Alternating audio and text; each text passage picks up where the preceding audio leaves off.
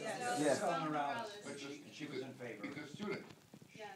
I mean, like, see, if you have student representatives, and they're supposed to represent the interests of the student, I don't see, if they vote, if they're supposed to represent the students, that's why you put them there. That means you have trust and confidence in them, and, I don't know. Well, that's why we have elections. Yeah. I told that gentleman in the back. Please, sir. What I wanted Please to give us your name. My name is Joshua Waters. I'm actually a member of the Black Student Union here on campus. What I wanted to add is the fact that having two new board members that were students and not understanding the entire situation that started last semester, for their vote, it was almost like a misunderstanding there. So their vote, in my opinion, wasn't really the best advocating on behalf of the students, being that they were not at the meeting last semester when the athletics was brought up, and this programming committee and even orientation was not put forth to any FSA member last semester when we started this discussion. Sir, thank you. There was another lady who had her hand up there. Lady, yes, ma'am. Hi, my name is Nicolette Seymour, and I'm the captain for Solidified Steppers, which is a step team on campus. I think what everybody is trying to summarize is pretty much we felt backstabbed and betrayed by Giselle Morales and Adam Frank because they seem to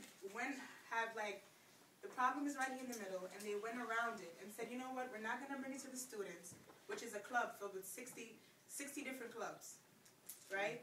So they said instead of bringing it to the students and, we're going to argue or whatever the case may be that they thought was the reason, they just went ahead and passed this along without really coming to the students and asking what we thought. And I sit on the Senate. I go to the Senate meetings all the time. And I have a vote. There's a vote card. We follow Robert's rules, and that's the way it goes. So I felt for my money, for me, a paying student, I graduated in December, I feel like I should have a say in where my money that I put into the school goes.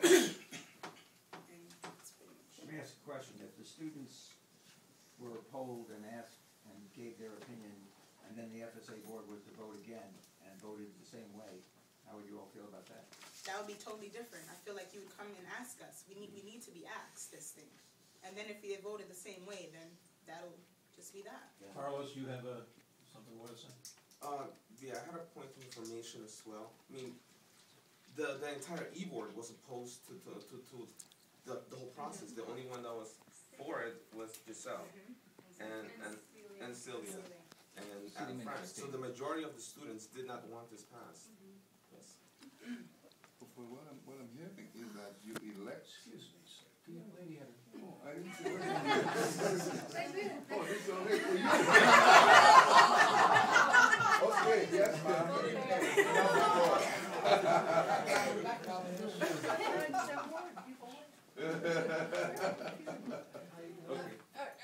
This is very convincing, but ever since I was a little girl, I want to hear the other side. At what point isn't there another point of view? I mean, I'm all for you, yes. I mean, but there's another side to this story. Do we get to hear that, or when do we hear that?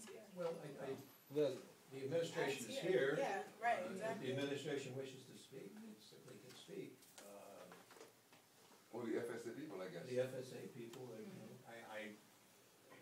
it seems to me we have here is an only failure to communicate. And we are policy makers. We do not micromanage the college. And I can tell you that the college is much better off for that. Because there are community colleges where their governing boards micromanage the college, decide how much you're going to spend on electricity, what light stays on, what light stays doesn't, who gets paid what, who gets in, who gets out. We don't do any of that. We basically have a strong belief in the management of the college under President Hackett. I'm going to request that he take this situation under his direction and take the issue back to the FSA, who's not here, and with the student government, try to see if there's a way for further discussion. He's here. Yes, He's here. Mitch Queller, he's a director to FSA. Okay, Mitch. Hi, I'm the director of the FSA, but I'm not on the board of the FSA. The board consists of 20 individuals, 6 administrative people, 7 students, and 7 faculty members. So basically, I am the conduit to present issues that the students have or the administration has to the board for approval. And because student activity fees fall within the FSA in terms of the source of revenue and funding, that's why this was presented this way.